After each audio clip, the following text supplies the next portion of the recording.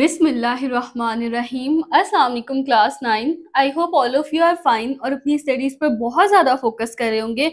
तो हम अपने चैप्टर नंबर 1 को डिस्कस कर रहे थे, फिजिक्स के फिजिकल क्वांटिटीज एंड मेजरमेंट्स।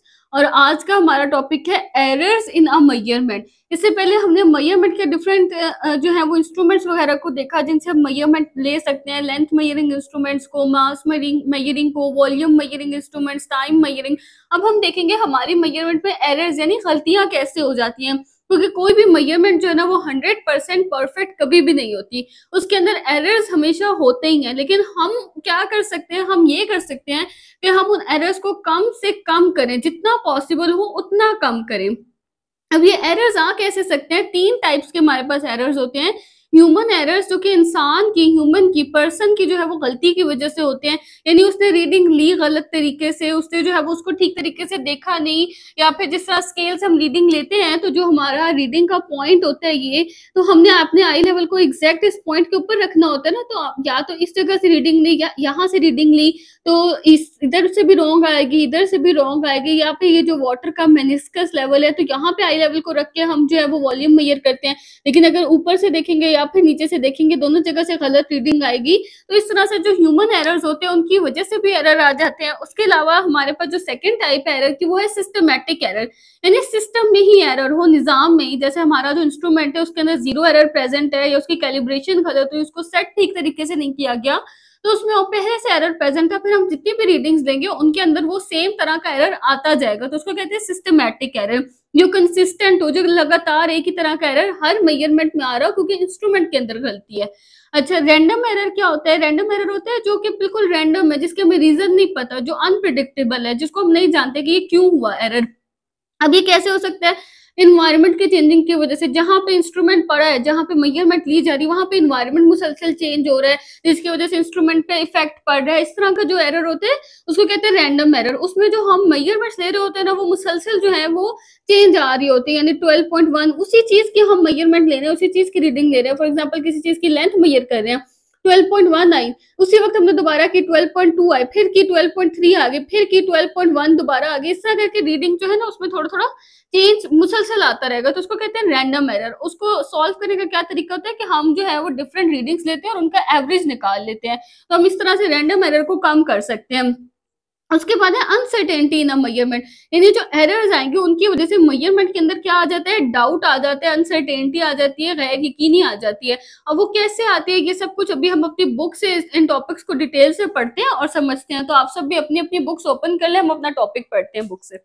तो हम स्टार्ट करते हैं हमारा टॉपिक एरर्स इन मेजरमेंट्स। ये आपके पास ना पेपर में लॉन्ग क्वेश्चन भी आ सकता है, तो इसको आपने कंप्लीट याद करना है अच्छे तरीके से। जब भी हम कोई चीज मेजर करते हैं ना, जैसे लेंथ है, मैस है, जो भी मेजरमेंट हम लेते हैं वो कभी भी 100% एक्यूरेट नहीं होती। उसमें कुछ ना कुछ उसकी रीडिंग में ना होता ही है, कोई ना कोई एरर होता ही है। तो मेजरमेंट जब भी हम किसी टूल से या किसी इंस्ट्रूमेंट से करते हैं तो वो कभी भी परफेक्ट नहीं होती। उसके अंदर कुछ ना कुछ एरर प्रेजेंट होता है, और ट्रू वैल्यूज जो है वो कभी भी हमारी नहीं आती। वो ट्रू वैल्यूज से कुछ ना कुछ उसके अंदर डिफरेंस रहता ही है। तो जो बेस्ट हम कर सकते हैं इसके लिए, जो सबसे बेस्ट हमारे पास तरीका है वो यही है कि हम उस एरर को कम से कम करने की कोशिश करें। जितना पॉसिबल हो ना, जितना मुमकिन हो, हम ये कोशिश करें कि एरर जो है वो उतना कम है। क्योंकि एरर तो होगा ही होगा, कोई भी रीडिंग 100% परफेक्ट नहीं होती। लेकिन हम उसके लिए कर क्या सकते हैं? हम यही कर सकते हैं कि हम उस एरर को कम से कम करने की कोशिश करें। उसके बाद यहाँ पे ना आपके पास एक साइड बॉक्स में लिखा हुआ है कि सिंबल जो है बेस यूनिट्स के, वो यूनिवर्सल इंडिपेंडेंट है लैंग्वेज के, जो भी हमारे पास टेक्स्ट में यूज होती है। यानी फिजिक्स में जो हम बेस यूनिट्स यूज करते हैं ना, जैसे हमने 7 बेस यूनिट्स पीछे पढ़े हैं, तो उनके जो सिंबल्स हैं वो दुनिया के हर मुल्क में सेम होते हैं। जैसे मीटर का एम है, किलोग्राम का केजी है, ये जो सारे सिंबल्स है ना, ये हर मुल्क में, हर कंट्री में, हर जगह सेम है। चाहे कोई इंग्लिश बोले, उर्दू बोले, ये लैंग्वेज पे डिपेंड नहीं करते। फ्रेंच है, उर्दू है, चाइनीज है, हर लैंग्वेज में मीटर का सिंबल एम ही होगा, किलोग्राम का सिंबल केजी ही होगा। यानी ये जो सिंबल्स है ना, ये यूनिवर्सल होते हैं और ये लैंग्वेज पे डिपेंड नहीं करते। एक जो साइंटिफिक मेजरमेंट है ना, उसको चाहिए कि वो इंडिकेट करे, वो ये दिखाए कि जो भी एरर जो है ना, उसके अंदर जो भी एरर प्रेजेंट हो सकता है वैल्यू के अंदर, वो उसको क्या करे, इंडिकेट करे। हर मेजरमेंट के अंदर जो है वो एरर ऑटोमेटिकली होता है, चाहे आप कितना ही उसको केयरफुली मेजर करो। इसलिए साइंटिफिक मेजरमेंट में जो है ना, वो हमेशा उसके साथ एक एस्टिमेटेड एरर शो करती है कि इसके अंदर जो है वो इतना एरर प्रेजेंट हो सकता है। जैसे अगर फॉर एग्जांपल हमारे पास हमने मीटर रूल से किसी भी चीज की लेंथ को मेजर किया और वो आई है 12.3 सेंटीमीटर, तो हम उसको लिखेंगे 12.3। अगर जब हम उसको साइंटिफिक मेजरमेंट में लिखेंगे ना, तो हम उसको इस तरह नहीं लिखेंगे 12.3, हम लिखेंगे 12.3 और प्लस माइनस 0.1 सेंटीमीटर, यानी 0.1 सेंटीमीटर का इसके अंदर एरर प्रेजेंट हो सकता है। अब या तो 0.1 सेंटीमीटर प्लस, या तो 0.1 सेंटीमीटर कम, या तो 0.1 सेंटीमीटर ज्यादा आई है वैल्यू, या 0.1 सेंटीमीटर कम आई है वैल्यू, इसलिए हम प्लस माइनस दोनों लिखेंगे। तो इस तरह से हम साइंटिफिक मेजरमेंट को लिखते हैं कि उसके साथ हम एरर बताते हैं कि इसके अंदर इतना एरर हो सकता है। अच्छा, यूजुअली जो है हमारे पास 3 तरह के एरर्स प्रेजेंट है आमतौर पे। वो कौन कौन से हैं? एक ह्यूमन एरर, एक सिस्टमैटिक एरर और एक रैंडम एरर्स। ये 3 तरह के एरर्स जो हैं वो प्रेजेंट होते हैं हर रीडिंग में। मतलब रीडिंग लेते हुए इन 3 तरह से जो है वो एरर्स आ सकते हैं। सबसे पहले ह्यूमन एरर, यानी ऐसा एरर, ऐसी गलती जो इंसान की मिस्टेक की वजह से होती है, यानी ह्यूमन की मिस्टेक की वजह से। वो पर्सन जो रीडिंग ले रहा है या जो मेजरमेंट कर रहा है, उसकी मिस्टेक की वजह से जो एरर आता है ना, उसको कहते हैं ह्यूमन एरर। अच्छा, ये किस वजह से होता है? पर्सनल परफॉर्मेंस, यानी जो पर्सन ले रहा है ना, उसकी परफॉर्मेंस की मिस्टेक की वजह से, उसके काम करने में मिस्टेक होने की वजह से ये एरर आता है। The limitation of the human perception, limitation कहते हैं हदूद को, यानी लिमिट्स होते हैं ना एक ह्यूमन परसेप्शन की, इंसान की सोच की, उसके अंदाजे की भी एक लिमिट्स हैं। जैसे कि अब वो जो है ना, वो inability to perfectly estimate the position of the pointer on scale, मतलब एस्टिमेट होता है अंदाजा लगाना। जैसे बैलेंस पर पॉइंटर थोड़ा इधर उधर है, तो ह्यूमन जो है वो उसकी गलत रीडिंग ले सकता है। जो हमने अभी पॉइंटर देखा ना, स्केल था, उसके सेंटर में पॉइंटर आना चाहिए, लेकिन होता है कि हमें लग रहा है कि वो सेंटर में है, लेकिन वो सेंटर से जरा सा साइड पे भी हो सकता है स्केल। तो इतना ज्यादा परफेक्टली जो है वो ह्यूमन भी इस चीज का अंदाजा नहीं लगा सकते कि वो एग्जैक्ट सेंटर में है या उससे जरा सा साइड पर है। अच्छा, पर्सनल एरर्स जो है वो किस लिए हो सकते हैं? कि faulty procedure to read the scale, कि स्केल को आपने गलत तरीके से पढ़ा। फॉल्टी क्या होता है? गलत तरीकेकार से आपने पढ़ा। जैसे हमने स्केल से जब भी रीडिंग देखी, तो करेक्ट रीडिंग लेने का क्या तरीका है? कि बिल्कुल जो मिड है ना, जैसे अब इस लाइन की मैं रीडिंग ले रही हूँ, तो स्केल यहाँ 0 से शुरू होगा, यहाँ तक मैंने रीडिंग लेनी है, तो मेरी आई लेवल जो है वो यहाँ पर होना चाहिए, एग्जैक्टली उसके ऊपर होना चाहिए, ना कि यहाँ से मैं उसको देख रही हूँ, ना यहाँ से मैं उसको देखूं। ये जो दोनों है, ये क्या है? ये रॉन्ग वे है। अच्छा, तो हमने क्या करना है? हमारा जो आई लेवल है ना, वो बिल्कुल line up your I right in the front of the level, level के बिल्कुल फ्रंट पे, जहां से हमने रीडिंग लेनी है, आई लेवल बिल्कुल उसके फ्रंट पे होना चाहिए इन टाइम। अब ये हमारे पास स्केल रीडिंग प्रोसीजर में ह्यूमन एरर क्या हो सकता है? जब भी हम स्केल से रीडिंग ले रहे हैं, कि आई लेवल जो है वो गलत जगह पर रख दिया, या तो यहाँ से रीडिंग ली या तो यहाँ से ली, दोनों तरह से रीडिंग गलत नजर आएगी जब तक आप अपने आई के लेवल को बिल्कुल फ्रंट लाइन पे ना रखो।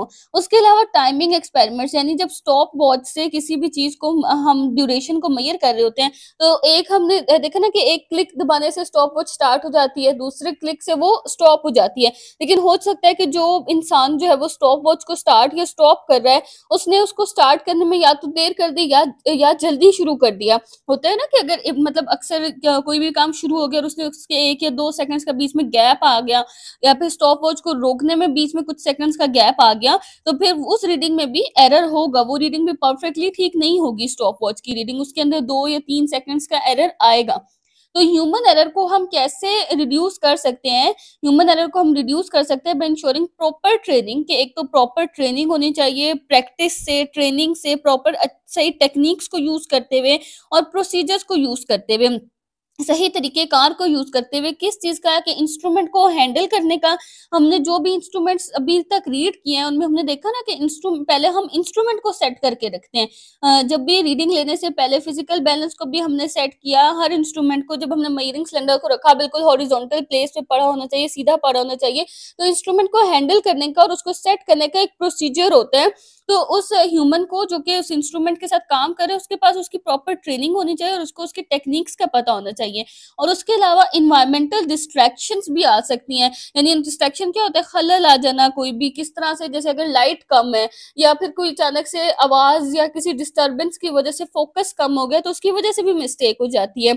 अच्छा, फॉर प्रॉपर फोकसिंग यानी प्रॉपर फोकस नहीं हो पाता इन्वायरमेंटल डिस्ट्रैक्शंस की वजह से, कोई भी माहौल का कोई भी इर्द गिर्द से कोई खलल आ गया, कोई डिस्ट्रैक्शन आ गई, जैसे लाइट कम हो गई, आप रीडिंग ले रहे थे उस टाइम पे लाइट कम थी तो आपको ठीक से रीडिंग नजर नहीं आई, या फिर इर्द-गिर्द से कोई आवाज़ आई या कुछ इस तरह, तो आपके अंदर आपको उसकी वज़ह से डिस्टर्बेंस हो गई, तो फ़ोकस जो था वो कम हो गया।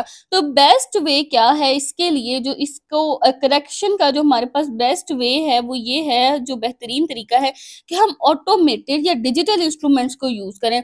अब जो डिजिटल इंस्ट्रूमेंट्स होते हैं ना, जैसे डिजिटल स्टॉप वॉच है या जो भी डिजिटल इंस्ट्रूमेंट है, तो उसके ऊपर ना रीडिंग खुद आ जाती है। यानी हमें वो रीडिंग नहीं लेना पड़ती, उस इंस्ट्रूमेंट के ऊपर रीडिंग लिखी हुई आ जाती है। जैसे आजकल जो है वो डिजिटल बैलेंसेस यूज हो रहे हैं कि जिसके ऊपर वेट रखा जाता है और बस वेट रखते हैं तो यहाँ पे उसके ऊपर एक डिजिटल सा वो बना होता है, यहाँ पे रीडिंग लिखी आ जाती है, तो आपको रीडिंग खुद से लेने की जरूरत नहीं पड़ती बल्कि रीडिंग उसके ऊपर लिखी हुई आ जाती है। तो डिजिटल इंस्ट्रूमेंट्स को यूज करने से ह्यूमन एरर जो है वो कम हो सकता है, क्योंकि वो इंस्ट्रूमेंट्स खुद रीडिंग बता देते हैं तो ह्यूमन को वो रीडिंग लेनी नहीं पड़ती। लेकिन तब भी एरर उसके अंदर होगा, 100% कोई भी रीडिंग परफेक्ट नहीं होती, लेकिन इस तरीके से ये हो सकता है कि जो ह्यूमन एरर है वो रिड्यूस हो जाएगा, वो कम हो जाएगा।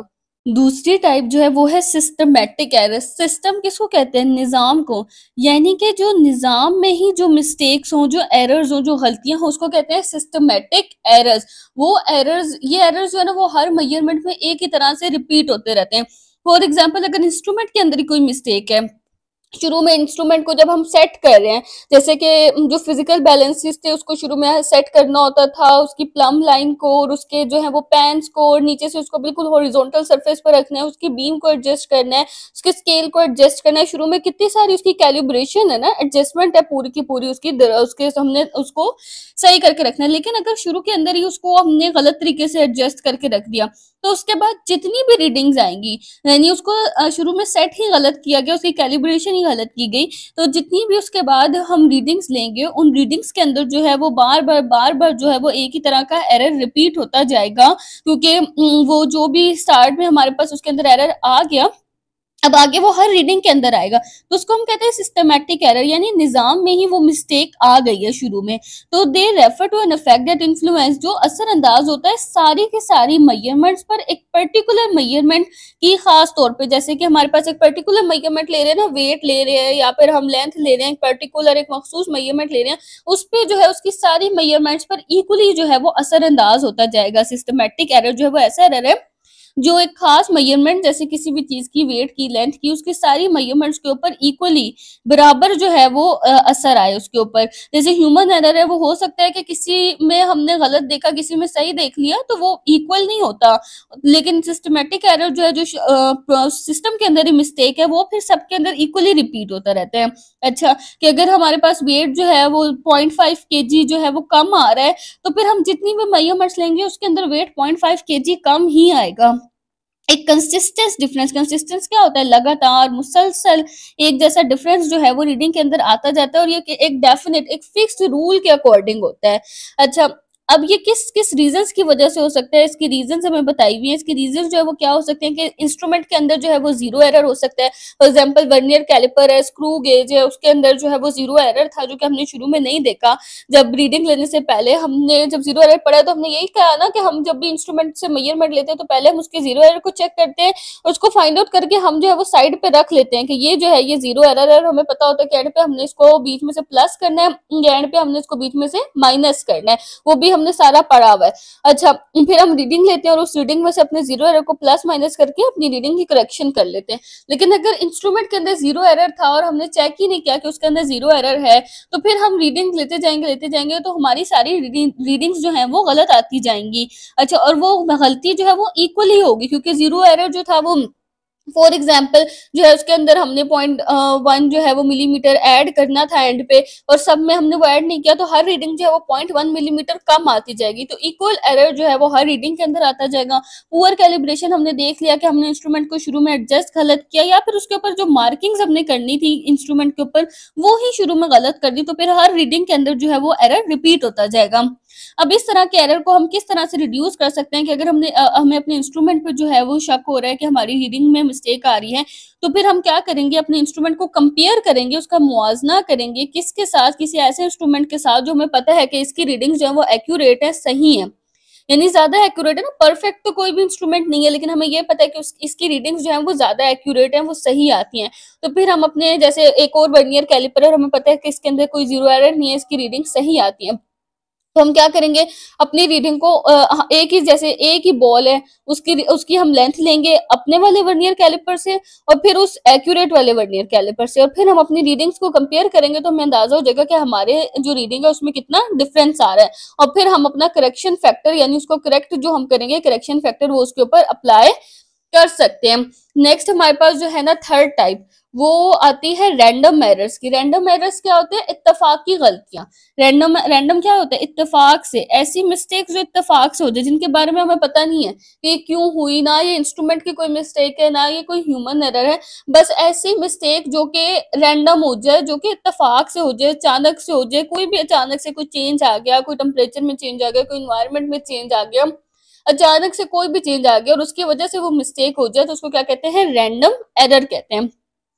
अच्छा, it is said to occur when repeated measurements. अच्छा, अब इसको हम कैसे अंदाजा लगा सकते हैं कि हमारे रैंडम एरर आ रहा है, जैसे रिपीटेड मेजरमेंट्स ली जानी, बार बार हमने एक ही चीज की मेजरमेंट ली, एक ही चीज की, जैसे एक बॉल की लेंथ हम मेजर कर रहे हैं, तो बार बार मतलब बार बार उसको मेजर किया, तो एक दफा उसकी रीडिंग 5.2 सेंटीमीटर आ गई, अगली दफा उसकी रीडिंग 5.3 सेंटीमीटर आई, जब हमने नेक्स्ट टाइम उसको तीसरी दफा मेजर किया तो 5.1 सेंटीमीटर आ गई, चौथी दफा किया तो 5.4 सेंटीमीटर आ गई। इस तरह से उसकी रीडिंग्स जो है वो हर दफा उसमें थोड़ा थोड़ा कोई ना कोई डिफरेंस आ रहा है, लेकिन हमने कंडीशंस तो सेम ही रखी हुई थी, एक ही जिस चीज से हम उसको लेंथ मेजर कर रहे हैं, जैसे वर्नियर कैलिपर से कर रहे हैं, तो हम उसी के साथ कर रहे हैं उसकी लेंथ मेजर, उन्हीं कंडीशंस में, उन्हीं सेम तरीके से, लेकिन हर दफा रीडिंग में थोड़ा सा डिफरेंस आ रहा है, तो इसको हम कहते हैं रैंडम एरर। अब ये रैंडम एरर जो है वो अननोन कॉजेज की वजह से होती है, यानी इसकी जो वजह होती है ना वो अननोन होती है, जिसके बारे में हम नहीं बता सकते, हमें नहीं पता, और उसको प्रिडिक्ट नहीं किया जा सकता, उसका अंदाजा नहीं लगाया जा सकता। और जो एक्सपेरिमेंटर होते हैं ना, जो इसकी ये मतलब जो ये ले रहा होता है, रीडिंग ले रहा होता है, जो इंस्ट्रूमेंट को यूज कर रहा होता है, रीडिंग ले रहा होता है, एक्सपेरिमेंट कर रहा होता है, उसका इसके ऊपर कोई कंट्रोल नहीं है, क्योंकि ना ये ह्यूमन एरर है, ना ये सिस्टम में एरर है कि वो उसको ठीक कर सके, उसका इसके ऊपर ना कोई कंट्रोल है और ना ही इसकी कॉज के बारे में बताया जा सकता है कि ये क्यों हो रहा है। अब ये जो रैंडम एरर है ना, ये अचानक से फ्लक्चुएशन क्या होता है, चेंजिंग्स, तब्दीली, या फिर वेरिएशन भी हम कहते हैं चेंजिंग्स को, सही है, किस में, इन्वायरमेंटल कंडीशंस में, अचानक से इन्वायरमेंटल इर्द गिर्द के जो कंडीशंस है ना, इर्द गिर्द के माहौल में, उसके अंदर जो है वो अचानक से कोई चेंजिंग आ जाए, तो उसकी वजह से भी रैंडम एरर हो सकता है। फॉर एग्जाम्पल, ये टेम्परेचर चेंज हो गया, जिस लैब में वो इंस्ट्रूमेंट पड़ा हुआ है और वहां पे जो है वो उससे रीडिंग्स ली जा रही हैं, अब उसमें टेम्परेचर जो है वो बार बार चेंज हो रहा है, कभी वो टेम्परेचर जो है वो कूल हो जाता है, कभी वो टेम्परेचर जो है वो हीट अप हो जाता है, तो उसके वजह से भी इंस्ट्रूमेंट के ऊपर असर पड़ जाता है।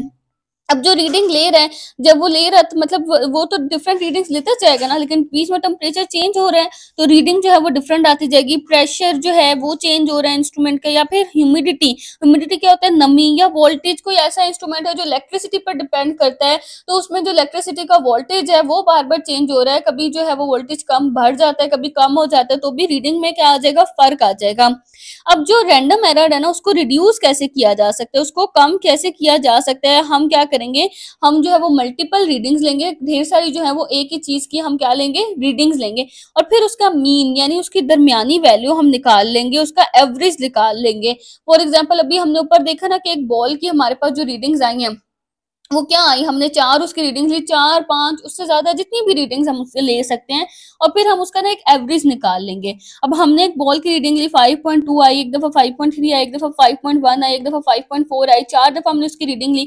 हम अब क्या करेंगे, मीन कैसे निकालते हैं, जो टोटल जितनी भी रीडिंग्स हमारे पास आई है ना, उन सबको क्या कर देते हैं, प्लस कर देते हैं, और फिर जो टोटल नंबर ऑफ रीडिंग्स है, टोटल नंबर ऑफ रीडिंग्स क्या है, हमने कितनी दफा रीडिंग ली है, 1 2 3 4 दफा, 4 से हम इसको क्या कर देंगे, डिवाइड, तो हमारे पास क्या आंसर आ जाएगा, इन सबको प्लस करने से आंसर आता है 21 5.2, 5.3, 5.1 और 5.4 को प्लस करने से हमारे पास आंसर आता है 21 सेंटीमीटर। और इसको जब हम 4 से डिवाइड कर देंगे तो हमारे पास आंसर आ जाएगा 5.25 सेंटीमीटर। और ये हमारे पास अब क्या है, 5.25 सेंटीमीटर जो है ना, ये हमारे पास एक एवरेज वैल्यू है। ये हमारे पास एक क्या आ गई, एवरेज, एक दरमियानी, एक मीन वैल्यू आ गई। इन सब की एक मीन वैल्यू आ गई, एक एवरेज वैल्यू आ गई, और ये इसको हम जो है वो as a final reading use कर सकते हैं। अब यहाँ पे ना आपको बताया हुआ है, एक पेंडुलम की एग्जांपल है कि पेंडुलम क्या होता है, कि जो हमारी ये फॉर एग्जांपल अक्सर ये जो घड़ियां होती है ना, इसके नीचे जो है वो पेंडुलम लटक रहा होता है, एक गोल सा बड़ा सा पेंडुलम से लटक रहा होता है, जो जो कभी इस तरफ जाता है, कभी इस तरफ जाता है, इस तरह से पेंडुलम ऑसिलेट करता है ना, इस तरफ को और कभी इस तरफ को, उसकी ऑसिलेशन हो रही होती हैं। तो अब वो क्या होता है कि जो पेंडुलम है ना, हमने उसकी ऑसिलेशंस चेक करनी है। अब हम टाइम पीरियड चेक करना है ना हमने उसका, तो हम क्या करेंगे, हम उसकी ऑसिलेशंस जो है, ये जितनी भी ये मूव कर रहा है, ये वाइब्रेशंस जो है उसकी एक कंप्लीट सर्कल, हम उसकी 30 ऑसिलेशंस ले लेंगे। और फिर हम क्या कर लेंगे, 30 ऑसिलेशंस चेक करेंगे कि हमारे पास उनमें हर ऑसिलेशन में क्या टाइम पीरियड आया है। या जैसे एक में अगर टाइम पीरियड जो है वो 1 सेकंड का आ रहा है, अगली में जो है वो 1.1 सेकंड का आ रहा है, ऐसा करके हम 30 ऑसिलेशंस लेंगे, उनमें हम टाइम पीरियड देखेंगे क्या आ रहा है, एंड में हम उन सबको प्लस करके 30 से डिवाइड कर देंगे, तो हमारे पास एक एवरेज या फिर एक मीन, एक दरमियानी जो है वो वैल्यू आ जाएगी। वो हमारे पास इसका क्या होगा, फाइनल आंसर होगा। अब यहाँ पे ना आपको कोई क्विज दिए हुए हैं, इसको सॉल्व करते हैं तो आपको ना ज्यादा अच्छे से समझ आ जाएगा इन एरर्स के बारे में। अब आपने इसमें ना आइडेंटिफाई करना है कि कौन सा ह्यूमन एरर है, पर्सनल एरर है, या कौन सा सिस्टमैटिक एरर है, या कौन सा रैंडम एरर है। अब आपका आई लेवल जो है वो मूव कर रहा है, जब भी आप जो है वो मेनिस्कस क्या होता है कि जब मेजरिंग सिलेंडर के अंदर जो है वो वाटर पड़ा है, तो उसका ये जो अपर लेवल है इसको हम क्या कहते हैं, इसका मेनिस्कस। अब आप जो है वो रीडिंग ले रहे हो मेनिस्कस की, लेकिन आपका आई लेवल जो है वो गलत है। आपका आई लेवल कहाँ होना चाहिए, आपका आई लेवल तो एग्जैक्ट इसकी लाइन के साथ होना चाहिए ना। अब आपने जो है वो या तो ऊपर से रीडिंग ले ली या फिर नीचे से रीडिंग ले ली, तो आपने अपना आई लेवल गलत रखा रीडिंग लेते हुए। तो ये जो है ये क्या है, ये ह्यूमन एरर है, ये ह्यूमन एरर है। अब नेक्स्ट वो क्या कह रहे हैं कि एयर करंट जो है उसकी वजह से बैलेंस क्या हो गया, फ्लक्चुएट। फ्लक्चुएट क्या होता है, चेंज हो जाना, यानी जो वेइंग बैलेंस है, जहां पे आप वेट कर रहे हो उसके पास हवा चल रही है, अब हवा जो है वो बार बार चेंज हो रही है, हवा का एयर करंट यानी हवा का जो प्रेशर है वो चेंज हो रहा है बार बार, तो नीडल जो है वो हिल जाती है। सही है, अब रीडिंग जो है वो हर दफा चेंज आएगी उसकी वजह से, कभी हवा तेज चल रही है, कभी हवा कम चल रही है, जहां पे भी आपका वेइंग बैलेंस पड़ा हुआ है वहां पे हवा चल रही है, तो रीडर जो है वो हिल जाती है, जिसकी वजह से आपकी रीडिंग जो है वो हर दफा डिफरेंट आ रही है, कभी ज्यादा आ रही है, कभी कम आ रही है। तो अब ये क्या है, ये रैंडम एरर है, जिसका हम अंदाजा नहीं लगा सकते कि ये एरर क्यों आ रहा है हमारी रीडिंग में, और हर दफा रीडिंग में कुछ ना कुछ चेंजिंग्स आ रही हैं। तो ये हमने अभी किस में पढ़ा, रैंडम एरर में। अच्छा, अब अगर आपने अपने इंस्ट्रूमेंट को सही से कैलिब्रेट नहीं किया, यानी शुरू में आपने अपने इंस्ट्रूमेंट को ठीक से चेक नहीं किया कि उसके अंदर कोई जीरो एरर है या नहीं है, या फिर जो वेइंग बैलेंस आप रख रहे थे उसको आपने, उसके अंदर जो भी आपने कैलिब्रेशन शुरू में सेटिंग्स वगैरह करनी थी वो आपने ठीक से नहीं की, और उसकी वजह से आपकी हर रीडिंग के अंदर एक जैसा एरर आता जाएगा। तो ये अब हमारे पास क्या है, ये है सिस्टमेटिक एरर, यानी आपके सिस्टम में, आपके इंस्ट्रूमेंट के अंदर ये एरर प्रेजेंट है। आगे है, some of the liquid may have evaporated while it is being measured, यानी आप मेजर कर रहे थे और मेजर करते हुए आपका जो कुछ लिक्विड था वो क्या हो गया, इवेपोरेट हो गया, यानी भाप बन के उड़ गया, और लिक्विड की जो थी वो क्वांटिटी कम हो गई। अब ये जो है वो लिक्विड की जो क्वांटिटी कम होती जाएगी, एक ही डायरेक्शन में चेंज होता रहता है, मेजरमेंट जो है वो थोड़ी कम होती जाएगी। तो ये हमारे पास क्या है, सिस्टमेटिक एरर है। अच्छा, अब अगला जो हमारा टॉपिक है ना वो है अनसर्टेनिटी इन अ मेजरमेंट। अनसर्टेनिटी क्या होता है, डाउटफुल होना, या फिर जो है वो एग्जैक्ट ना होना, या फिर जिसपे आपको शक शुबा हो या यकीन ना हो ठीक से। अब ये क्यों है, जो पीछे हमने एरर्स पढ़े ना, एरर्स पढ़े, हमने देखा कि कोई भी रीडिंग जो है वो परफेक्ट नहीं है, हर रीडिंग में जो है वो कुछ ना कुछ एरर प्रेजेंट है। तो उस एरर्स की वजह से ही हमारी मेजरमेंट में क्या आ जाता है, डाउट आ जाता है, एक अनसर्टेनिटी आ जाती है। तो कोई भी ऐसी चीज नहीं है जिसे हम कह सकें कि वो एक परफेक्ट मेजरमेंट है। परफेक्ट मेजरमेंट नाम की कोई चीज नहीं है, हर मेजरमेंट के अंदर किसी न किसी वजह से एरर आ जाता है, और उसके अंदर कुछ ना कुछ अनसर्टेनिटी, डाउट जो है वो प्रेजेंट होता है। जब भी हम एक फिजिकल क्वांटिटी को मेजर करते हैं, एक्सेप्ट काउंटिंग, जैसे हम काउंटिंग कर रहे हैं, उसके अलावा जब भी हम किसी फिजिकल क्वांटिटी को मेजर करते हैं, काउंटिंग क्या, फॉर एग्जाम्पल आपके पास 10 बॉल्स हैं, 10 बॉल्स पड़ी हुई, आपने काउंट किया, आपने बोल दिया कि 10 बॉल्स है, तो उसमें तो कोई एरर नहीं ना हो सकता, काउंटिंग में तो कोई एरर नहीं हो सकता, 10 बॉल्स है तो वो 10 ही है।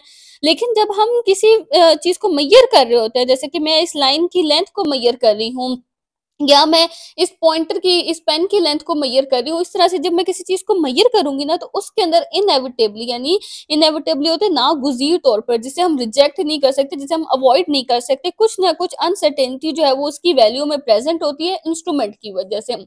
तो जब भी हम इंस्ट्रूमेंट से किसी चीज़ को मेजर करेंगे, तो उसकी वैल्यू में कुछ ना कुछ अनसर्टेनिटी, कुछ ना कुछ डाउट जो है वो प्रेज़ेंट होता है। ये आपके पास जो वो अनसर्टेनिटी की डेफिनिशन है, और ये आपके पास शॉर्ट क्वेश्चन में ज़्यादातर यही आता है।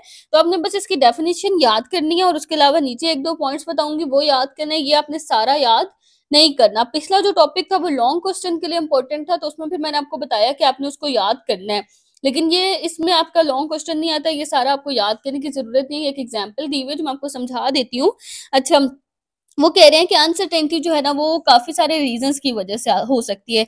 एक रीज़न जो है वो क्या होता है कि जो हम टाइप ऑफ इंस्ट्रूमेंट यूज़ करते हैं ना, जिस तरह का हम इंस्ट्रूमेंट यूज़ कर रहे हैं, उसकी वज़ह से भी हो सकती है। क्योंकि हमें पता है कि हर इंस्ट्रूमेंट जो है, एक तो उसको कैलिब्रेट भी आपने करना है, और दूसरी बात ये है कि उसके अंदर एक स्मॉलेस्ट डिवीज़न, एक लीस्ट काउंट होता है, जिससे छोटी वो जो है ना रीडिंग वो नहीं दे सकता, यानी उसकी एक्यूरेसी जो है वो उसी लीस्ट काउंट तक होती है। सही है? जब भी हम मेजर कर रहे होंगे, तो वो हमें उससे छोटी रीडिंग नहीं देगा, जो उसका लीस्ट काउंट है वो हमें उतनी ही रीडिंग देगा, सही है? यानी अगर हम किसी भी इंस्ट्रूमेंट से जो मेजर कर रहे हैं, तो हमें उसके लीस्ट काउंट, जैसे अब 1 मीटर रूल है, वो 1 मिलीमीटर से छोटी रीडिंग नहीं देगा, उसका जो है वो 1 मिलीमीटर उसका लीस्ट काउंट है। अच्छा, अब हम जैसे फॉर एग्ज़ाम्पल एक स्ट्रेट लाइन है, उसकी हम लेंथ को मेजर करना चाहते हैं। अब मीटर रूल जो है, जो कि मिलीमीटर्स में कैलिब्रेट हुआ हुआ है, उससे हम उसकी लाइन को मेजर करना चाहते हैं। अब आप ये सपोज कर लें कि जो एंड पॉइंट है ना उस लाइन का, एंड पॉइंट जो है वो कहाँ पर है, वो 10.3 और 10.4 सेंटीमीटर के दरमियान में बन रहा है। कहाँ? मिड पे। एंड पॉइंट जो है वो बिटवीन है 10.3 और 10.4 सेंटीमीटर के। तो फिर हम इसको क्या करते हैं, अगर एंड पॉइंट जो है वो मिड पॉइंट पे बन रहा है। अब अगर वो मिड पॉइंट को टच नहीं कर रहा, सही है, बिल्कुल दरमियान में है, वो मिड पॉइंट को जब वो टच नहीं कर रहा है, उसको क्रॉस नहीं कर रहा स्मॉलेस्ट डिवीजन को, तो हम रीडिंग जो है वो प्रीवियस डिवीजन की ले लेंगे। फॉर एग्जांपल 10.3 और 10.4 के ना दरमियान में रीडिंग है।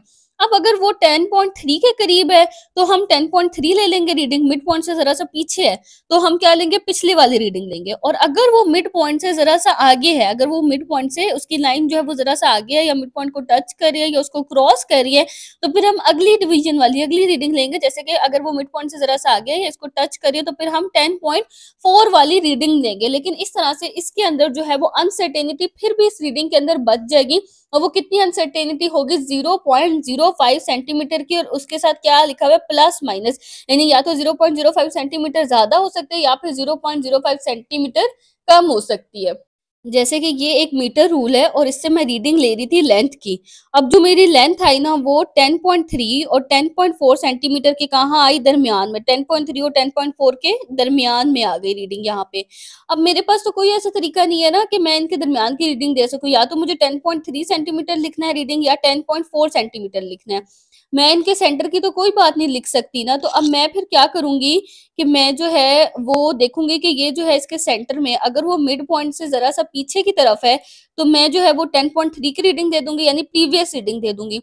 और अगर वो मिड पॉइंट को टच कर रही है, या सेंटर से ज़रा-सा आगे की तरफ है, तो मैं अगली रीडिंग दे दूँगी 10.4। लेकिन वो 10.3 या 10.4 तो नहीं थी ना, वो तो दरमियान में थी। तो मैंने रीडिंग तो दे दी अपने इस अंदाज़े के अकॉर्डिंग, कि अगर वो मिड पॉइंट से ज़रा पीछे है तो 10.3 लिख दिया, अगर ज़रा आगे है तो 10.4 लिख दिया।